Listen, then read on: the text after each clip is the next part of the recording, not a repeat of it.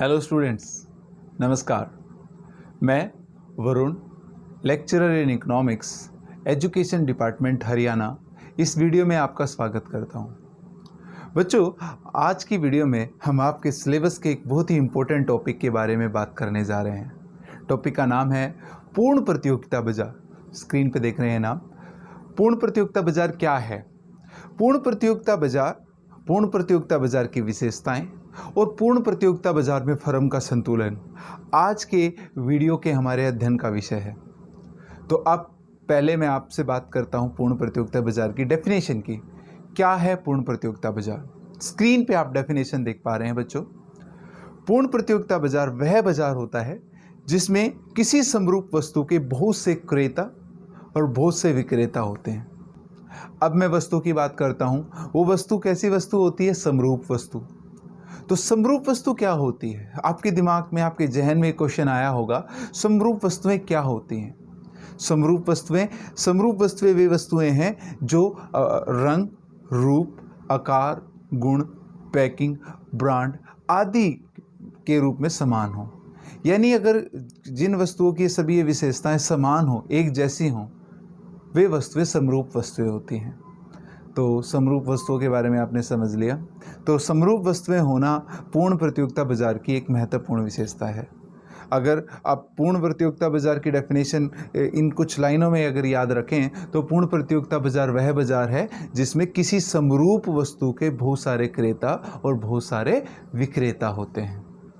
अब जब मैंने आपसे बात करी बहुत सारे क्रेता और बहुत सारे विक्रेता होते हैं इस बाजार में, तो इससे एक बात आपको स्पष्ट हो जानी चाहिए बच्चों। जब बहुत सारे क्रेता हैं तो एक क्रेता यानी एक खरीदार क्या बाजार मांग को प्रभावित कर सकता है?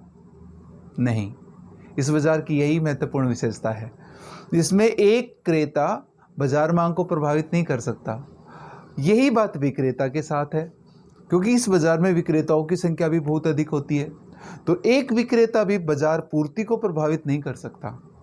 यानी बाजार मांग और बाजार पूर्ति पर एक क्रेता या एक विक्रेता का प्रभाव नहीं होता।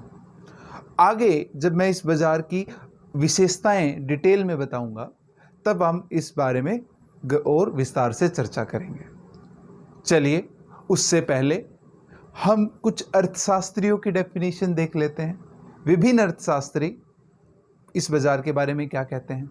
स्क्रीन पे आप बच्चों देख पा रहे हैं। सबसे पहले जो डेफिनेशन है प्रोफेसर लेफ्टविच के अनुसार, पूर्ण प्रतियोगिता बाजार की वह अवस्था है जिसमें एक सी वस्तुएं, जैसे मैंने आपको वह वर्ड यूज़ किया था पहले, समरूप वस्तुएं, तो उसके लिए लिखा हुआ है जिसमें एक सी वस्तुओं को बेचने वाली बहुत सी फर्में होती हैं और इनमें कोई एक फर्म संपूर्ण बाजार की तुलना में इतनी बड़ी नहीं होती कि बाजार कीमत को प्रभावित कर सके। तो ये लेफ्टविच की परिभाषा है। आगे हम डेफिनेशन और देखते हैं प्रोफेसर विलास के अनुसार। स्क्रीन पे डेफिनेशन देखिए आप। प्रोफेसर विलास के अनुसार पूर्ण प्रतियोगिता बाजार की वह विशेषता है जिसमें बहुत सी फर्में होती हैं तथा सभी एक समान वस्तु का उत्पादन कर रही होती हैं। इस अवस्था में फर्म कीमत लेने वाली होती है, न कि तय करने वाली। इस लाइन को बच्चों आप ऐसे समझ सकते हैं, फर्म एक कीमत स्वीकारक होती है, ना कि निर्धारक। तो प्रोफेसर विलास की डेफिनेशन आपने देखी। आगे बात करते हैं पूर्ण प्रतियोगिता बाजार की विशेषताएं। पूर्ण प्रतियोगिता बाजार की क्या विशेषताएं हैं? अब हम पूर्ण प्रतियोगिता बाजार की विशेषताओं की चर्चा करने जा रहे हैं। सबसे पहली विशेषता, जिसके बारे में बच्चों में आपसे चर्चा पहले भी कर चुका हूं, पूर्ण प्रतियोगिता बाजार में अनेक क्रेता एवं अनेक विक्रेता होते हैं। ये इस बाजार की एक बहुत ही महत्वपूर्ण विशेषता है बच्चों। इस बाजार में क्रेताओं की और विक्रेताओं की अधिक संख्या का होना। आगे बात करते हैं, जिस डेफिनेशन में भी मैं जिस विशेषता को बता चुका हूं, वो है समरूप वस्तुएं। इस बाजार की एक महत्वपूर्ण विशेषता है समरूप वस्तुएं। वस्तुएं जो इस बाजार में बेची जाती हैं वे वस्तुएं समरूप यानी एक जैसी हैं। वो अपने रंग, रूप, आकार, पैकिंग, गुण आदि के रूप में वस्तुएं एक जैसी हैं, समरूप हैं। ये इस बाजार की एक बहुत महत्वपूर्ण विशेषता है। आगे बात करते हैं। क्रेताओं व विक्रेताओं को बाजार की दशाओं का पूर्ण ज्ञान का होना। इस बाजार में सभी क्रेताओं तथा विक्रेताओं को बाजार की दशाओं का पूर्ण ज्ञान है। पहले मैं क्रेताओं के संदर्भ में बात करता हूँ। क्रेताओं को बाजार में वस्तु की कीमत, वस्तु की गुणवत्ता, वस्तु की क्वालिटी के बारे में पूर्ण ज्ञान है। क्रेता को यह पता है कि प्रत्येक विक्रेता के पास जो वस्तु है वो समरूप है, यानी एक जैसी है। एक और बात क्रेता को जो पता है इस बाजार में, जिसका पूर्ण ज्ञान है क्रेता को, वह बात यह है कि भाई वस्तु की कीमत क्या होगी, क्या है, यानी वस्तु जो बाजार कीमत है उसका ज्ञान इसमें क्रेता को होता है। यह इस बाजार की एक महत्वपूर्ण विशेषता है, जिसके कारण कोई विक्रेता किसी क्रेता को किसी वस्तु को बाजार कीमत से अधिक कीमत पर वस्तु नहीं बेच सकता। यदि वो उसको बाजार कीमत से अधिक कीमत पर वस्तु बेचने की कोशिश करेगा तो क्रेता अन्य विक्रेता के पास चला जाएगा, क्योंकि आपको पता है इस बाजार में विक्रेताओं की संख्या बहुत अधिक है और सबके पास वस्तु एक जैसी है। तो क्रेता के लिए आवश्यक नहीं है कि वह उसी विक्रेता से वस्तु खरीदे। अगर वो विक्रेता अगर अधिक कीमत लेगा बाजार कीमत से तो वह अन्य विक्रेता के पास चला जाएगा। इसलिए विक्रेता बाजार कीमत पर ही वस्तु बेच सकता है। ये इस बाजार की एक महत्वपूर्ण विशेषता है। विक्रेताओं के संदर्भ में भी मैं आपको बताऊं, विक्रेताओं को भी बाजार का पूर्ण ज्ञान है कि विक्रेताओं को पता है कि सभी विक्रेताओं के पास वस्तु एक जैसी हैं और बाजार कीमत जो है उसका भी उसको ज्ञान है और बाजार कीमत पर ही वो वस्तु को बेच सकता है। अर्थात पूर्ण ज्ञान इस बाजार की एक बहुत ही महत्वपूर्ण विशेषता है। आगे बात करते हैं बच्चों। अब इस बाजार की एक और महत्वपूर्ण विशेषता फर्म के बाजार में प्रवेश करने एवं छोड़ने की स्वतंत्रता। इस बाजार में, पूर्ण प्रतियोगिता बाजार में, कोई भी फर्म प्रवेश कर सकती है, कोई भी फर्म बाजार को छोड़ के जा सकती है। फर्म के बाजार में प्रवेश करने पर कोई बाधा नहीं होती। बच्चों, जब मैं फर्म शब्द का प्रयोग कर रहा हूँ तो मेरा यहाँ पे आशय विक्रेता से ही है। फर्म का शब्द का प्रयोग यहाँ पे विक्रेता के लिए ही हुआ है, यानी विक्रेता, कोई भी विक्रेता बाजार में प्रवेश कर सकता है, कोई भी विक्रेता बाजार को छोड़ सकता है। विक्रेता के बाजार में प्रवेश करने या छोड़ने की स्वतंत्रता होती है। फर्मों पर यानी विक्रेताओं पर बाजार में प्रवेश करने पर कोई प्रतिबंध नहीं होता। इसी विशेषता के कारण इस बाजार में विक्रेताओं की संख्या अर्थात फर्मों की संख्या अधिक होती है। यह आपको पॉइंट क्लियर हुआ होगा। अगली विशेषता है बच्चों प्रतिबंधों का अभाव। जैसे मैंने अभी आपको बताया, इस बाजार की एक महत्वपूर्ण विशेषता होती है कि इस बाजार में फर्मों के प्रवेश व छोड़ने की स्वतंत्रता होती है। यह एक ऐसा बाजार है जिसमें प्रतिबंधों का अभाव है और प्रतिबंधों के अभाव होने के कारण ही इस बाजार में फर्मों की संख्या यानी विक्रेताओं की संख्या अधिक होती है। यह इस बाजार की एक बहुत ही महत्वपूर्ण विशेषता है बच्चों, प्रतिबंधों का अभाव का होना। आगे बात करते हैं बच्चों। इस बाजार की एक अन्य महत्वपूर्ण विशेषता है विक्रय लागतों का अभाव। विक्रय लागतें, जिसको अंग्रेजी में हम सेलिंग कॉस्ट कहते हैं, जिसे दूसरे शब्दों में हम विज्ञापन लागत भी कहते हैं। क्या होती है विज्ञापन लागत? क्या होती है विक्रय लागत? विक्रय लागत का अर्थ होता है वस्तु की बिक्री करने के लिए जो खर्च करना पड़ता है। कौन सा खर्च होता है बच्चों? वो होता है विज्ञापन का खर्च। और इस बाजार की एक ये महत्वपूर्ण विशेषता है कि इसमें ये विज्ञापन लागतें नहीं पाई जाती। इसका रीज़न क्या है? इसका कारण क्या है? इसका कारण यह है कि इस बाज़ार में, जैसे आपने अभी देखा, इस बाज़ार में समरूप वस्तुएं पाई जाती हैं। और जब वस्तुएं समरूप हैं यानी वस्तुएं एक जैसी हैं, रंग, रूप, आकार, उनकी जो अन्य विशेषताएं, उनके आधार पर वस्तुएं सब एक जैसी हैं। जब वस्तुएं एक जैसी हैं तो, और एक और बात, क्रेताओं को पूर्ण ज्ञान है। क्रेताओं को यह ज्ञान है कि वस्तुएं समरूप हैं एवं यह ज्ञान है कि वस्तुओं की बाजार कीमत क्या है।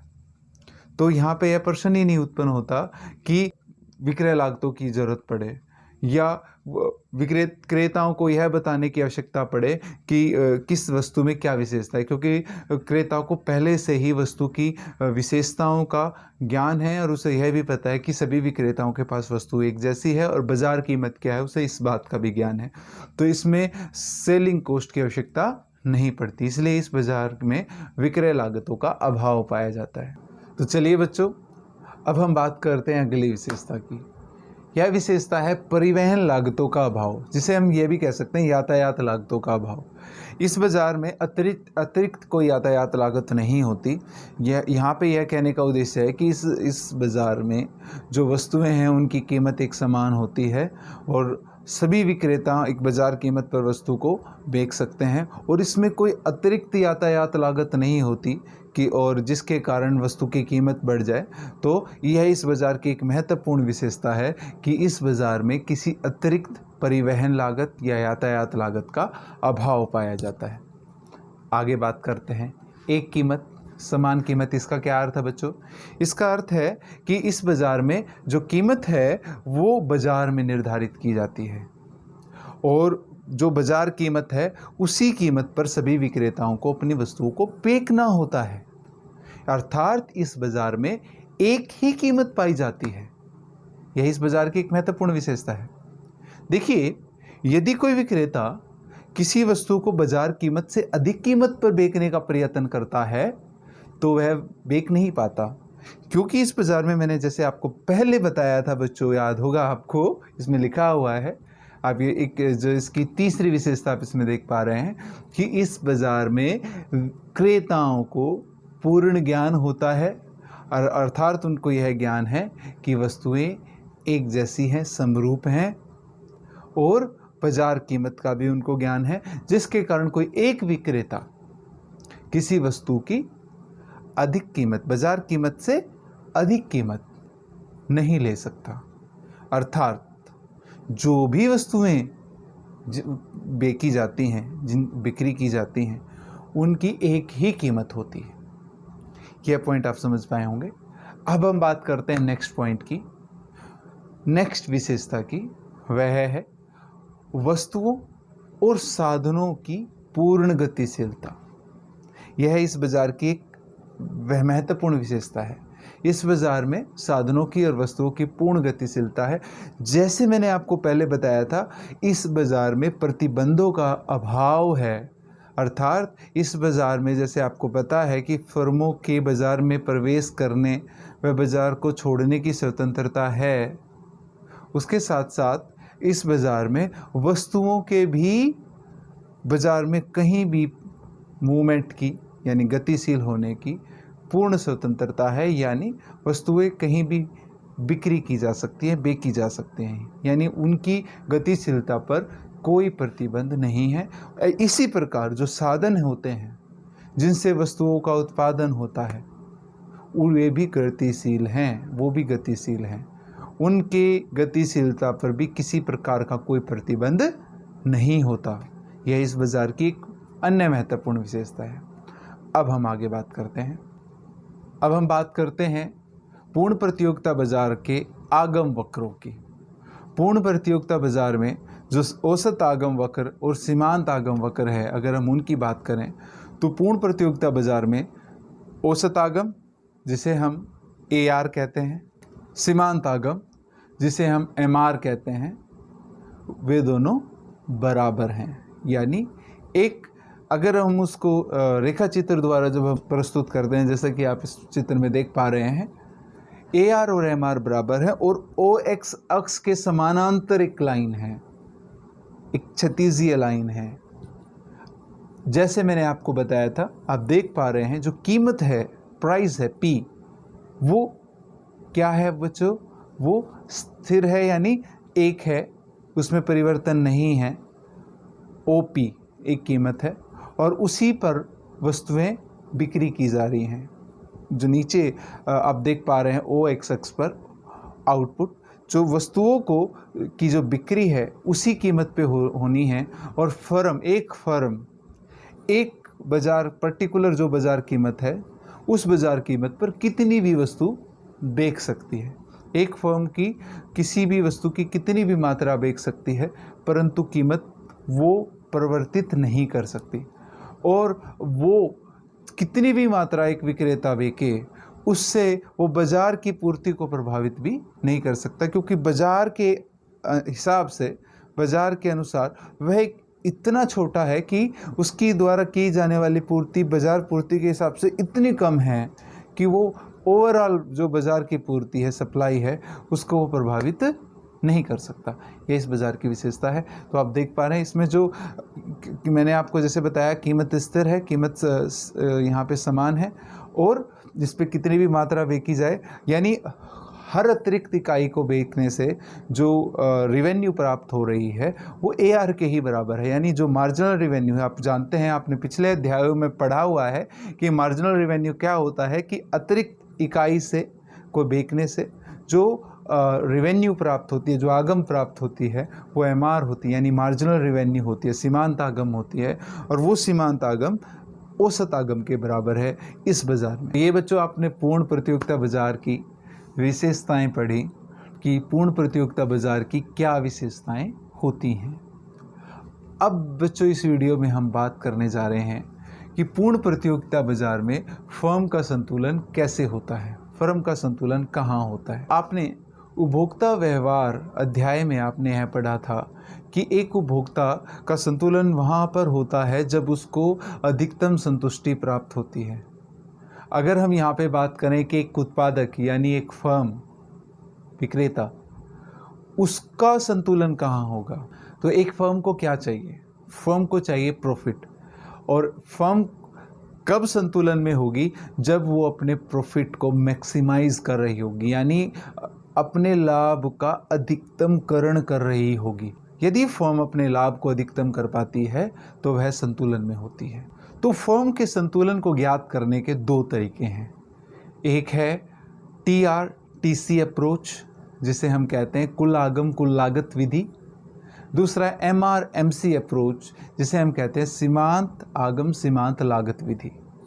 सबसे पहले मैं आपको थोड़ा सा परिचय दे देता हूँ TR/TC अप्रोच का, यानी कुल आगम कुल लागत विधि क्या है।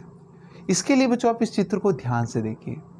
कुल आगम और कुल लागत के बारे में आपने पिछले अध्यायों में पढ़ा है, तो अभी मैं कुल आगम कुल लागत की डिटेल में नहीं जाऊंगा, क्योंकि आप इसको पिछले अध्यायों में पढ़ चुके हैं।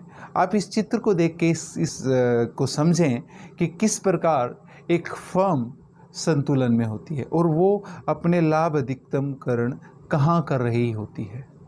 तो आप इसमें देख पा रहे हैं ये पूर्ण प्रतियोगिता बाज़ार में TR कर्व है। और पूर्ण प्रतियोगिता बाज़ार में आप जानते हैं कि प्राइस जो है वो एक समान रहती है, यानी एक फर्म प्राइस में परिवर्तन नहीं कर सकती। तो एक फर्म का जो TR कर्व है वो 45 डिग्री यानी 45 डिग्री पर होता है, क्योंकि प्राइस में परिवर्तन नहीं होता। तो आउटपुट में जब वृद्धि होती है, तो जब हम उसको प्राइस के साथ जो स्थिर है उसके साथ जब हम उसको मल्टीप्लाई करते हैं, गुना करते हैं, तो TR कर्व हमको 45 डिग्री पर बढ़ती हुई मिलती है। तो इसमें देख पा रहे हैं TR कर्व 45 डिग्री पर है। और TC का स्लोप देख पा रहे हैं, TC के स्लोप में परिवर्तन आ रहा है। ठीक है, तो इसके बारे में आपने पढ़ा है। TC का स्लोप जब आपने पिछले अध्याय में, जब आपने लागत के बारे में पढ़ा, तब आपने इस TC के स्लोप के बारे में पढ़ा था। फिलहाल हम बात कर रहे हैं यहाँ पे इस चित्र में, आप ध्यान से देखिए कि जो TR और TC का जो गैप है, हम कहाँ पे देख पाएंगे कि प्रॉफिट मैक्सिमाइजेशन कहाँ होगा, जहाँ TR और TC का जो पॉजिटिव गैप है, पॉजिटिव धनात्मक जो अंतराल है, वो जहाँ पर अधिकतम है। TR और TC A और B बिंदु के बीच में जो गैप है वो पॉजिटिव गैप है, और B बिंदु से आगे और A बिंदु से पहले TR और TC का जो गैप है वो नेगेटिव गैप है। ये गैप हम कैसे ज्ञात करते हैं, TR यानी total revenue minus total cost. जब टोटल रेवेन्यू टोटल कॉस्ट से ज़्यादा होती है तो वो जो गैप उनके बीच में आएगा, T R minus T C जो ज्ञात करेंगे, अगर टी आर अधिक है और टी सी कम है तो गैप पॉजिटिव आएगा। परंतु यदि आप ए बिंदु से पहले या बी बिंदु के बाद की बात करते हैं तो टी आर और टी सी का जो गैप है वो नेगेटिव यानी नकारात्मक आएगा। तो यहाँ पर हम देख पा रहे हैं बच्चों इस चित्र में टी आर और टी सी का जो गैप है वो पॉजिटिव ए और बी बिंदु के बीच में ही है। और वो अधिकतम कहाँ है, जहाँ पे आर और एस आप पॉइंट देख पा रहे हैं, ओ आर और एस से, आर से लेके एस तक का जो गैप है वो मैक्सिमम गैप है इन दोनों के बीच में, और इसी को हम कहते हैं लाभ अधिकतमकरण की स्थिति। क्योंकि एक फर्म के लाभ अधिकतम जब होंगे जब उसकी जो रिवेन्यू है, टोटल रिवेन्यू है, वो टोटल कॉस्ट से अधिकतम होगी। और तो टोटल रिवेन्यू और टोटल कॉस्ट का जो गैप है, यानी प्रॉफिट निकालने का, लाभ निकालने का फॉर्मूला आपने पढ़ा हुआ है। लाभ कैसे निकालते हैं? लाभ बराबर होता है टोटल रिवेन्यू यानी कुल आगम माइनस टोटल कॉस्ट यानी कुल लागत। जब हम कुल आगम में से कुल लागत को माइनस करते हैं तो हमको लाभ प्राप्त होते हैं, हम लाभ निकाल पाते हैं, और वो लाभ आर एस बिंदु पर सबसे अधिक है। तो जो आर एस गैप है उसमें सबसे अधिक गैप होने की वजह से यह वह बिंदु है जहाँ पे एक फर्म के जो लाभ हैं वो अधिकतम है और फर्म वहाँ पर संतुलन में है। किसी फर्म के संतुलन में होने का अर्थ क्या होता है? किसी फर्म के संतुलन में होने का अर्थ यह होता है कि वह उससे अधिक, जितना उत्पादन वह कर रही है उससे अधिक उत्पादन नहीं करना चाहेगी, क्योंकि अगर वह उससे अधिक उत्पादन करेगी तो उसके लाभ कम हो जाएंगे, तो वह इससे अधिक उत्पादन नहीं करेगी। वह अवस्था होती है जहां वह उत्पादन करना चाहेगी। वह उस उत्पादन से कम उत्पादन भी नहीं करना चाहेगी, वह उस उत्पादन से अधिक उत्पादन भी नहीं करना चाहेगी, क्योंकि अधिक उत्पादन करने से या कम उत्पादन करने से उसके लाभ में कमी आ जाएगी। इसलिए यह वह बिंदु है जहाँ पर उसके लाभ अधिकतम हो रहे होते हैं। यह आपने इस चित्र में ध्यान से देखा होगा। जो एक नीचे आप कर्व देख रहे हैं टीपीसी, टोटल प्रॉफिट कर्व, जो यह दिखा रही है कि एक फर्म के प्रॉफिट किस तरीके से मूव करते हैं। देखिए, आप यह जानते हैं, एक ब्रेक इवन पॉइंट के बारे में आपने पिछले अध्यायों में पढ़ा था कि ब्रेक इवन पॉइंट क्या होता है, जहाँ पे T R is equal to T C, यानी जहाँ पे टोटल रिवेन्यू यानी कुल आगम और किसके बराबर होती है? कुल लागत यानी टीसी, टोटल कॉस्ट के। जब कुल आगम, टोटल रिवेन्यू टोटल कॉस्ट के बराबर होती है, उस अवस्था में हम क्या कहते हैं? वह ब्रेक इवन पॉइंट होता है। और ब्रेक इवन पॉइंट हम देख पा रहे हैं ए पॉइंट और बी पॉइंट पर है, और हम ये देख पा रहे हैं कि ए पॉइंट से पहले फर्म को हानि हो रही है और बी पॉइंट के बाद फर्म को हानि हो रही है। और जो हम टोटल टीपीसी कर्व से भी, टोटल प्रॉफिट कर्व से भी देख पा रहे हैं, जो Q1 जो ए बिंदु पर है, उससे पहले जो उत्पादन है उस पर फर्म को हानि हो रही है, यानी जो प्रॉफिट कर्व है वो नकारात्मक है, नेगेटिव है। और Q2 यानी जो बी बिंदु है उसके बाद जो हमारे आउटपुट है उस वहाँ पे भी हमारा टोटल प्रॉफिट कर्व नेगेटिव है। केवल Q1 उत्पादन Q2 दोनों के बीच में ही जो फर्म के लाभ हैं वो पॉजिटिव हैं यानी धनात्मक हैं। तो बच्चों, आपने TRTC अप्रोच को समझा। अब हम बात करते हैं बहुत ही इम्पोर्टेंट अप्रोच, वो है MCMR अप्रोच। क्या है ये अप्रोच? इसमें हम किस तरीके से फर्म के इक्विलिब्रियम को यानी एक फर्म के संतुलन को देखते हैं, इसके लिए हम MC यानी मार्जिनल कॉस्ट और MR यानी मार्जिनल रिवेन्यू, सीमांत लागत और सीमांत आगम की सहायता लेते हैं। सीमांत आगम और सीमांत लागत के माध्यम से यह देख पाते हैं कि कहाँ पे फर्म का संतुलन होगा। बच्चों, आपको पता है, जैसे हमने पहले बात कर ली, कि पूर्ण प्रतियोगिता बाजार में AR और MR एक हॉरिजॉन्टल लाइन होती है, एक सीधी रेखा होती है, और AR और MR दोनों बराबर होती हैं। ये आपको पता है, ये हमने पहले डिस्कस कर लिया। और आपको यह भी पता है, आपने लागत वाले अध्याय में आपने इसको समझा होगा, जो मार्जिनल कॉस्ट कर्व है, मार्जिनल कॉस्ट कर्व वो U आकार की होती है, U शेप्ड होती है। यह भी आपने पिछले अध्यायों में पढ़ लिया है। अब हम क्या बात करने जा रहे हैं? अब हम MR और MC के रिलेशन के माध्यम से यह समझने जा रहे हैं कि एक फर्म का संतुलन कहाँ पर होगा। तो एक फर्म कहाँ पे संतुलन में होगी, इसके लिए आपको दो कंडीशंस याद रखनी है। पहली कंडीशन है बच्चों M C is equal to M R, M C M R के बराबर होती है। पहली ये आवश्यक कंडीशन है जिसे हम फर्स्ट ऑर्डर कंडीशन भी कहते हैं, जिसे हम नेसेसरी कंडीशन भी कहते हैं। तो फर्स्ट ऑर्डर कंडीशन क्या है हमारी, M C is equal to M R, यानी सीमांत लागत सीमांत आगम के बराबर होती है। अब आप इस चित्र को ध्यान से देखिए, कहाँ पर एम सी और एम आर किन बिंदुओं पर बराबर हैं।